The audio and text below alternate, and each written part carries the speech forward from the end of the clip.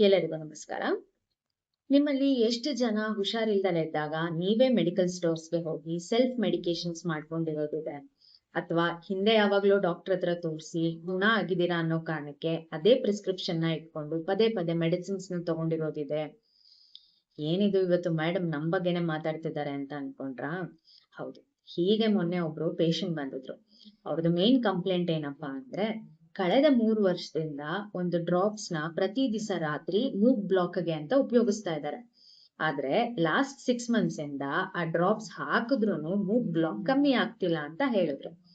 ನಿಮ್ಗೆ ಈ ಡ್ರಾಪ್ಸ್ ಎಲ್ಲಿಂದ ಸಿಕ್ತು ಅಂತ ಕೇಳಿದಾಗ, ಹಿಂದೆ ಒಬ್ರು ENT ಡಾಕ್ಟರು ಸೈನಸೈಟಿಸ್ಗೋಸ್ಕರ ಬರ್ಕೊಟ್ಟಿದ್ರು ಅಂತ ಹೇಳಿದ್ರು.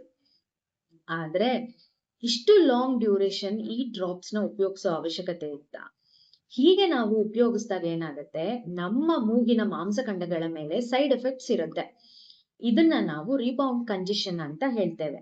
ಅಂದ್ರೆ ಯಾವ ಡ್ರಾಪ್ಸ್ ಮೂಗು ಬ್ಲಾಕ್ ನ ಕಮ್ಮಿ ಮಾಡ್ಬೇಕೋ ಆ ಡ್ರಾಪ್ಸ್ ಮೂಗು ಬ್ಲಾಕ್ ನ ಹೆಚ್ಚು ಮಾಡ್ಲಿಕ್ಕೆ ಸ್ಟಾರ್ಟ್ ಆಗುತ್ತೆ. ಸೊ ಇದನ್ನ ನಾವು ಮೆಡಿಕಲ್ ಟರ್ಮಿನಾಲಜಿಸ್ ಅಲ್ಲಿ ರೈನೈಟಿಸ್ ಮೆಡಿಕಮೆಂಟೋಸಾ ಅಂತ ಹೇಳ್ತೇವೆ. ಹಾಗಾಗಿ ನಿಮ್ಮ ಸುತ್ತಮುತ್ತಲು ಯಾರಾದ್ರೂ ಪ್ರತಿ ದಿವಸ ರಾತ್ರಿ ಮಲ್ಗೋ ಮುನ್ನ ಡ್ರಾಪ್ಸ್ ಹಾಕಿ ಮಲಗ್ತಾ ಇದ್ದಾರೆ ಅಥವಾ ಡ್ರಾಪ್ಸ್ ಹಾಕಿನೂ ಮೂಗ್ ಬ್ಲಾಕ್ ಕಮ್ಮಿ ಆಗ್ತಿಲ್ಲ ಅಂತ ಕಂಪ್ಲೇಂಟ್ ಮಾಡ್ತಿದ್ದಾರೆ ಅಂದ್ರೆ, ದಯವಿಟ್ಟು ಅವ್ರಿಗೂ ಹತ್ರದಲ್ಲಿರೋ ENT ಡಾಕ್ಟರ್ನ ಕನ್ಸಲ್ಟ್ ಮಾಡ್ಲಿಕ್ಕೆ ಹೇಳಿ.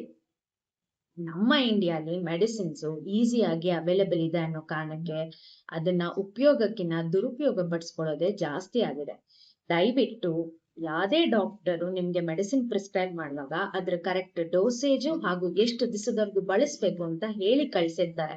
ಆ ಮೆಡಿಸಿನ್ಸ್ ನ ಅಷ್ಟು ಡೋಸೇಜ್ ಅಲ್ಲಿ ಅಷ್ಟೇ ದಿವಸ ಉಪಯೋಗಿಸಿ. ಧನ್ಯವಾದಗಳು.